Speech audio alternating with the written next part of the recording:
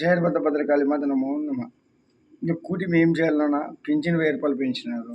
3 నెలలు కలిపి 7,000 ఫస్ట్ నెల ఇచ్చినారు. గ్యాస్ ఇచ్చినారు. ఇంక ఏం కావాలరా నాయన? అమ్మఒడి పథకం అంటావా? మనం కూడా చూసి చైతన్యం రావాల. ఎందుకంటే ఈరోజు ఆరోగ్యశ్రీకి కూడా డబ్బులు తక్కువ వస్తున్నాయి పేషెంట్లకి. అర్జెంటుకి చేయలేకపోతున్నారు. గవర్నమెంట్ అప్పులు కట్టుకొని వడ్డీలు కట్టుకోవాలా. అమ్మఒడి పథకాలు వేయాలా. మనం కూడా సహకరించాలి. పోలవరం, అమరావతి అయితే మన పిల్లల భవిష్యత్తు బ్రహ్మాండంగా ఉంటుంది.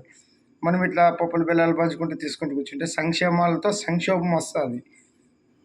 మన పిల్లలకి భవిష్యత్తు మనం కొంచెం త్యాగం చేసుకోవాలి. మన పిల్లలు మనం చదివించుకుని వాళ్ళ డబ్బులు ఇవ్వడం ఏమిటైనా ఉచిత విద్య అని అడగండి, ఉచిత వైద్యం అడగండి, వీటిలో లక్షలు మిగులుతాయి మనకి. తర్వాత ముందుకి వాళ్ళు ఏం చదివినా ఫ్రీ ఎడ్యుకేషన్ ఇవ్వాలని అడిగేది నేర్చుకొని చైతన్యం రావాలా.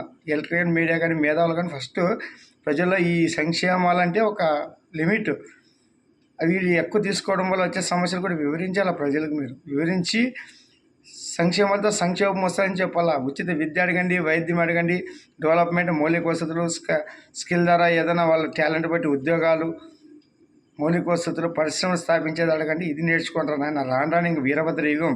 మీ రాజకీయాలతో ఏం కాదు. ఇంకా మా నాయన వచ్చి పాలించే టైం ఆసనమైంది. వీరభద్ర తాండవం చూస్తారు నెక్స్ట్. మీకు అన్నీ అర్థమవుతుంది. ఇప్పుడు ఇవన్నీ మన ఆయన చేతిలోకి తీసుకున్నాడు అన్న భారతదేశాన్ని. విశ్వగురువు వస్తే అఖండ భారత్ని ఎట్లా చేసి, విశ్వగురువు అంటే మన ప్రపంచ దేశాలను మన చెంతకు రావాలా. అమెరికా కాదు, విశ్వ పెద్దన్నయ్య మన భారతదేశం. మనకు సరైన నాయకులు ఉన్నా కూడా తొత్తులాగా తయారై విదేశీయులకి అంతా ఇది చేసుకొని అప్పట్లో బ్రిటిష్ వాళ్ళకి ఎట్లా లొంగిపోయినారో ఇప్పుడు మనలో రాజకీయ నాయకులు వాళ్ళ స్వార్థ రాజకీయాల కోసము అంత నాశనం చేసినారు. దేశంలోనే దేశద్రోహులు ఉన్నారు, విచ్ఛిన్నకారులు ఉన్నారు, అంత కుహన శక్తులు, వీళ్ళందరి వల్ల భారతదేశం ఇట్లా అయింది.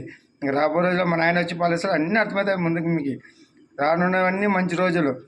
ఇంక చెడ్డోళ్ళకి, దుర్మార్గులకి ఇంకా నామరూపాలు లేకుండా ఉండాల్సిందే. పాతాళం తొక్కేస్తాడు వీరభద్రుడు. జయ వీరభద్ర.